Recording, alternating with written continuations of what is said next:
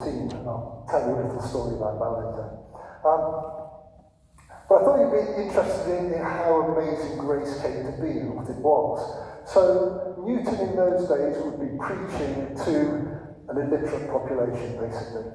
They couldn't read. Olney was a very poor town. There would be upwards of 1,200 people engaged in the lace trade, and they'd be sitting in cottages making lace.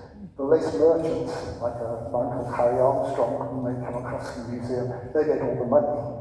The merchants made all the money, and the poor townsfolk didn't.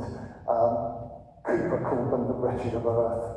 He said they were a terribly desperate poor population. He and Newton tried to look after them. So they were a literate population. So how was Newton going to get the message across?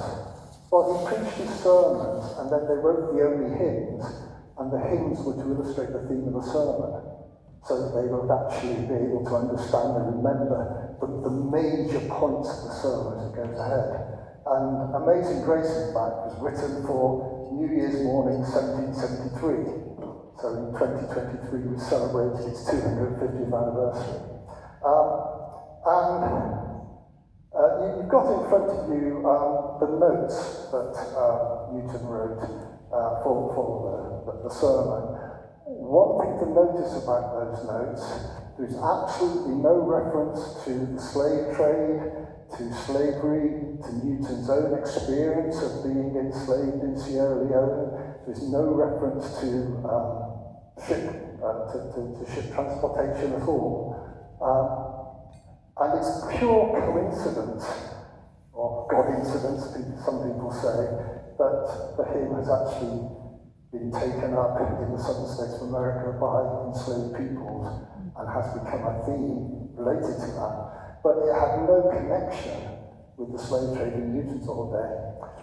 If you see the reading there from Chronicles, and David the king came and sat before the Lord and said, "Who am I, O Lord God?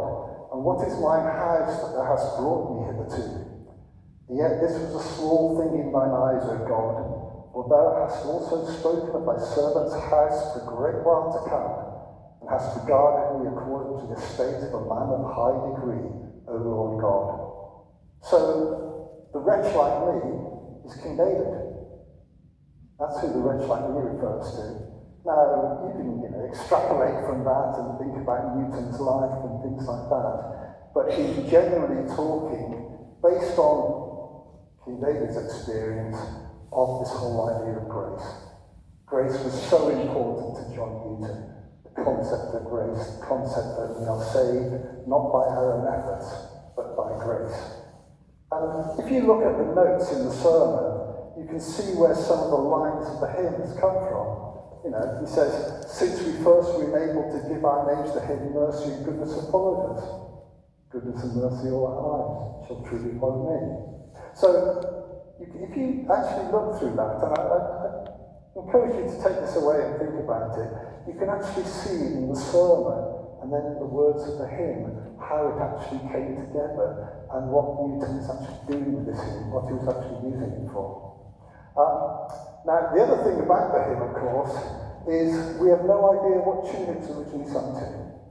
Not quite true, we have some idea, but if anyone tells you they know the tune it was originally sung to on New Year's Day 1773, they are probably mistaken. They are almost certainly mistaken. They might have made a lucky guess. So hymn singing was actually quite new in the 17th century. It was looked down on in the 16th century. We didn't sing hymns, that wasn't what was happening.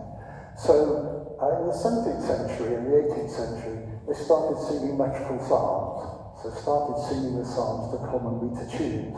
Now, Amazing Grace is in common meter. 8 syllables, 6 syllables, 8 syllables, 6 syllables. You can actually sing it to any tune that is in common meter 8686. One of the most famous ones you can sing it to is House of the Rising Sun. Try singing the words of Amazing Grace, the House of the Rising Sun, you can do it. Paul is smiling because another Paul, one of our trustees, that's his star term, is actually singing the House of the Rising Sun. But Anne's going to play for us a couple of tunes that we know These are published tunes that we know it was sung to in the 18th century, and our organist for today. And they give us a blast.